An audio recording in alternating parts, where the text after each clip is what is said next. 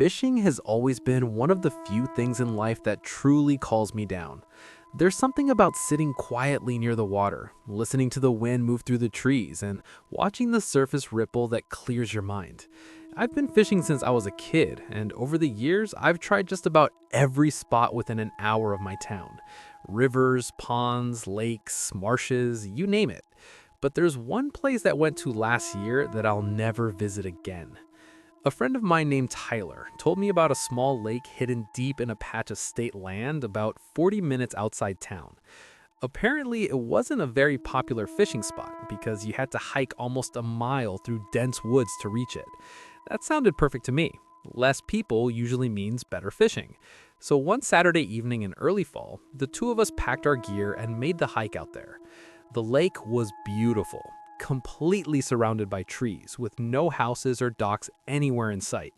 The water was dark and still, like a mirror reflecting the fading orange sky. It was exactly the kind of quiet, untouched place I love fishing. We found the flat patch of rocks along the shoreline and set up our gear. The sun was already starting to set, and the air was getting colder by the minute. Perfect conditions for fishing. For the first hour, everything was normal. We caught a few small bass and talked about random stuff while the sky slowly faded into darkness. That's when Tyler noticed something across the lake. At first, he thought it was a deer standing near the opposite shoreline. I looked where he was pointing, but it was too dark to make out clearly. All I could see was a tall shape near the water's edge.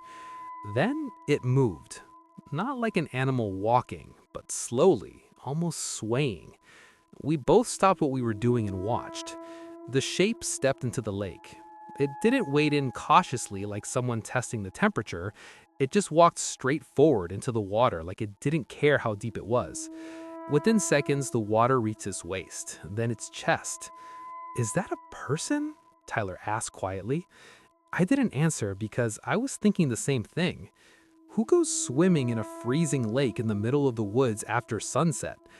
The figure kept moving deeper until the water reached its neck. Then it stopped. For a while, it just stood there, completely still. The surface of the lake was calm, except for the small ripples around its body. I felt this strange tension building in my chest. Something about the way it stood there didn't feel right. Then suddenly, the figure disappeared beneath the water. No splash, no struggle. It just sank.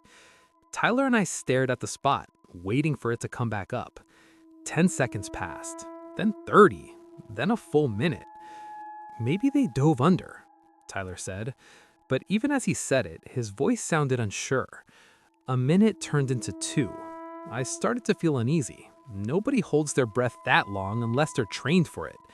Just as I was about to say something, ripples appeared again on the surface of the lake.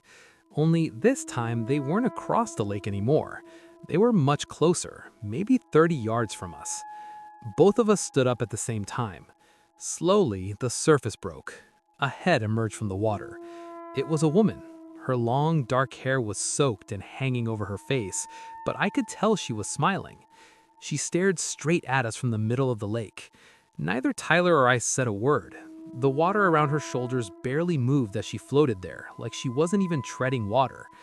After a moment, she raised one arm and waved. "Hey," she called out. Her voice carried easily across the quiet lake. It sounded normal, friendly even. Tyler awkwardly waved back. I felt frozen in place. "What are you guys doing out there?" she asked. "Fishing," Tyler said. She laughed softly. "Looks boring." The way she said it made my skin crawl. Then she began swimming towards us. But it wasn't normal swimming. She barely splashed. Her body just glided through the water in long, smooth movements. Within seconds, she was halfway across the lake. That's when I noticed something strange. The water around her shoulders wasn't moving the way it should. It was almost like something beneath the surface was pushing her forward. "Hey, we're about to leave," I said suddenly. Tyler looked confused, but I was already grabbing my tackle box. The woman stopped swimming. For a moment, she just floated there, staring at us. Then her smile slowly faded. "Don't go." Her voice sounded different now, lower. Tyler and I started packing our gear faster. "Come swim with me." The water rippled as she moved again. This time, faster, much faster. She was closing the distance way too quickly. Dude, Tyler whispered. I didn't respond. I just grabbed my backpack and started backing away from the shore. That's when she screamed. It wasn't a normal scream. It sounded like pure rage echoing across the lake. Get back here! The water exploded as she started thrashing towards us. Tyler dropped his fishing rod and we both ran. Behind us, we could hear violent splashing and more screaming. I expected to hear footsteps chasing us through the woods, but all we heard was the sound of water and her voice screaming from the lake. We didn't stop running until we reached the car nearly a mile away. Even after we slammed the doors and started the engine, I swear I could still hear that screaming faintly through the trees. Neither of us has gone back to that lake, and honestly, I don't think whatever we saw that night was just someone going for a swim.